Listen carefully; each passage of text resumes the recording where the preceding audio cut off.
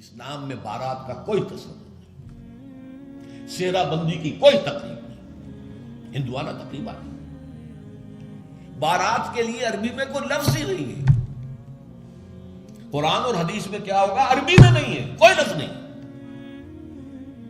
یہ خالص عجمی لفظ بارات عجمی ہے، ایرانی ہے، اس کا اسلام سے کوئی تعلق نہیں، جڑ کٹ جائے اس کی۔ یہ بھی ہندوانہ تصور ہے۔ ہوتا کیا تھا، ایک گاؤں سے جا رہے ہیں، دوسرے گاؤں سے بیٹی لے کر آنی ہے، اور بیٹی کے ساتھ جہیز آنا ہے، اور راستے میں ڈاکو جو ہیں وہ لوٹ سکتے ہیں، تو یہاں سے جتھا لے کے جانا ہوگا، لہذا وہ جتھا بندی کر کے بارات جا رہی ہے۔ اب وہ جا کر جنج گھر جو بنے ہوئے ہیں وہاں پر ٹھہر رہی ہے، 2 دن 3 دن عیش کر رہے ہیں، کچھ چھرے اڑا رہے ہیں لڑکی والوں کے پیسے پر، پھر وہ مال غنیمت سے لدے پھندے واپس آ رہے ہیں، لہذا وہ جتھا حفاظت کرتا تھا۔ یہ سارا ہندوانہ تصور ہے، اسلام سے کوئی تعلق نہیں۔ تو نمبر 1 نکاح مسجد میں، نمبر 2 کوئی دعوت طعام ہی نہیں، کوئی بھی نہیں، نو انٹرٹینمنٹ واٹس ایور لڑکی والوں کی طرف سے۔ اجتماع جانبین مسجد میں، یہیں سے ڈسپرس۔ حضرت فاطمہ کو تو وداع کرانے کے لیے حضرت علی گئے بھی نہیں تھے۔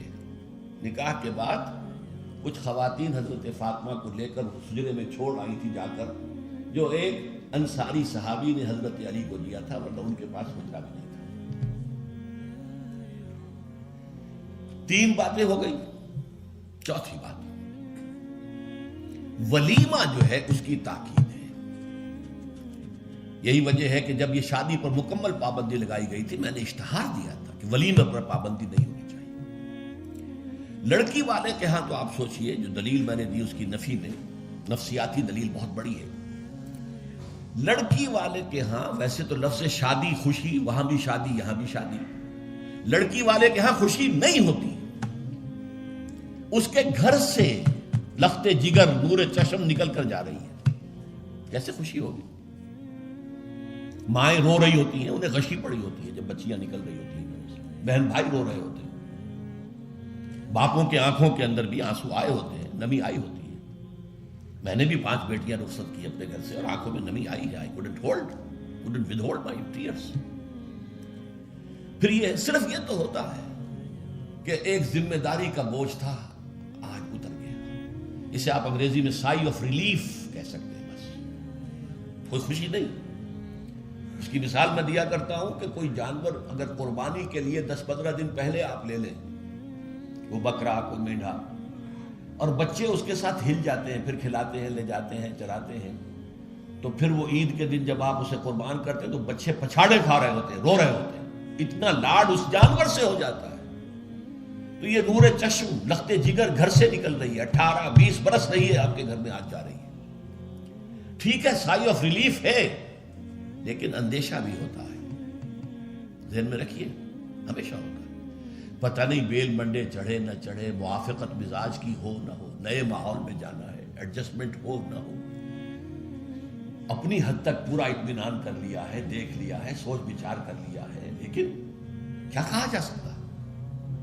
ایک بالکل یوں سمجھیے کہ ایک نیا ماحول ہے، نئے جگہ جا رہی ہے، لہذا وہ اندیشہ بھی موجود ہوتا ہے۔ لہذا واقعتاً لڑکی والوں کے ہاں خوشی کا موقع نہیں ہے، ان کے ہاتھوں مرغ پلاؤ کھانا بے غیرتی ہے۔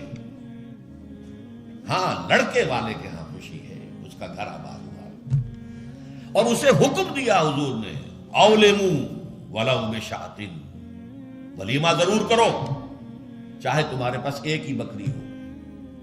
وہ ایک ہی بکری در حقیقت ان کے ہاں مفلسی کی سب سے بڑی شکل ہو سکتی تھی، لیکن بھیڑیں بکریاں پالنا تو ان کا پیشہ تھا، تو کسی کو ایک ہی بکری پالنا بہت ہی غریب ہے، فرمایا اسی کو ذبح کرو، کھانا کھلاؤ اپنے دوستوں کو، اپنے احباب کو، سیلیبریٹ کرو۔ سیلیبریشن تمہارے ہاں ہونی چاہیے، مرد کے ہاں، لڑکے کے ہاں۔ پھر اس میں بھی اس قدر حضور صلی اللہ علیہ وسلم کی تعلیم کے اندر دیکھیے توازن ہے۔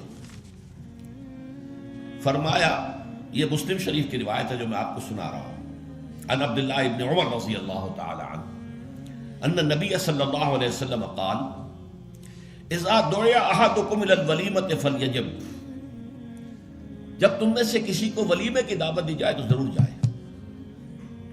اور ایک اور حدیث ہے ابو ہریرہ سے رضی اللہ تعالیٰ عنہ کہ حضور نے فرمایا شر الطعام طعام الولیمہ، ولیمے کا کھانا برا کھانا ہے۔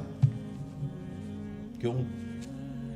اس میں غریبوں کو نہیں بلایا جاتا بلکہ غریبوں کو جو دھکے دیے جاتے ہیں۔ آپ دیکھتے ہیں بڑے بڑے ٹینٹ لگے ہوتے ہیں ٹینٹ، اور وہاں پر اندر جو کچھ ہو رہا ہوتا ہے، کھانا ضائع بھی ہو رہا ہوتا ہے، غریب کو تو کسی کو داخل نہیں ہونے دیں گے نا، اور ہے بھی نہیں، وہ مسلی کھلانے کے لیے تو نہیں ہے نا، وہ تو اپنے اعزاء رشتہ دار احباب ان کو اپنی خوشی میں شریک کرنے کے لیے۔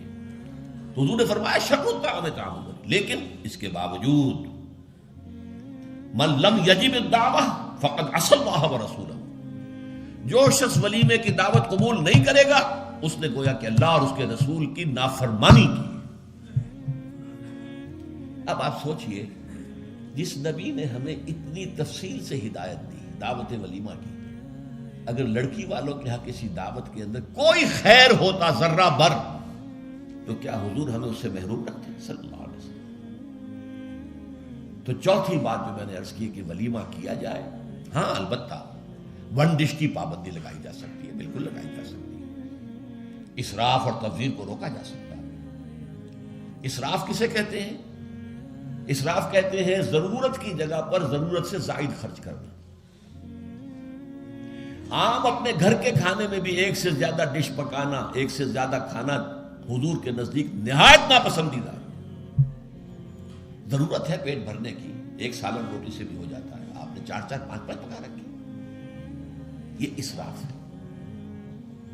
اسی طریقے سے اگر دعوت کے اندر بھی ون ڈش کی پابندی ہو تو بالکل ٹھیک ہے، اس کے اندر کوئی حرج نہیں، لیکن یہ کہ اس میں اب جو کیا گیا ہے کہ میٹھے کے اوپر پابندی، بالکل یہ صحیح نہیں ہے۔ میٹھا حضور کو بہت مرغوب تھا، پسند تھا، تو اس میں یہ کہ ایک ڈش میٹھے کی، یہ نہیں کہ 3 3 4 4 ڈشیں، دال کا حلوہ بھی ہے، گاجر کا حلوہ بھی ہے، اور فلاں بھی ہے، اور فلاں بھی ہے، اور پھر کھیر بھی ہے۔ لہذا ولیمے کی اجازت ہونی چاہیے، اور ظاہر بات ہے کہ ہر شخص اپنی سطح کے مطابق کرے گا، اور وہ آدمی بھی بلائے گا، جو کم ہی بلا سکتا ہے وہ کم بلائے گا، جو زیادہ بلا سکتا ہے زیادہ بلائے گا۔ اس کے اوپر بھی کوئی خاص پابندی لگانے کی ضرورت نہیں ہے۔ لیکن ظاہر بات ہے جو میں نے ایک بات کی ہے، اس سے شادی بیاہ کے اخراجات کا ایک حصہ تو بالکل ختم ہو گیا نا، لڑکی والوں کی طرف سے تو زیرو ہو گیا، نہ کوئی سیلیبریشن، نہ کوئی دعوت، نہ کوئی خیمے لگانے کی ضرورت، نہ کچھ اور ریسیپشن، کچھ نہیں، کیسے بالکل زیرو۔ لڑکے والے جو ہیں دعوت ولیمہ، اور اس کے اندر ظاہر بات ہے کہ اپنے ساتھیوں کو، دوستوں کو، اعزاء کو، اقارب کو جس حد تک بھی اس کے لیے ممکن ہے۔ اچھا یہاں تک فرمایا انہوں نے کہ اگر تمہارے کسی بھائی نے نکاح کیا ہو اور اس کے پاس کچھ بھی نہیں ہے تو وہ ولیمہ کر سکے، اپنے گھر سے کھانا لے جاؤ اور جا کر اس کے ہاں بیٹھ کر کھا، سیلیبریٹ کرو، اس کی خوشی میں شریک ہو جاؤ۔ یہ کس قدر فطری تعلیمات ہے، غور کیجیے۔ جیسے میں نے بتایا کہ اصل خوشی جو ہے وہ لڑکے والے کی ہے، اس کا گھر آباد ہوا۔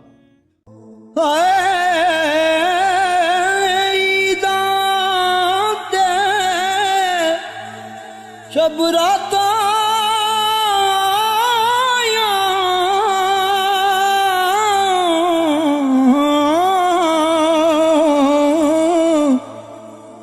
سب لوگ گران آئے،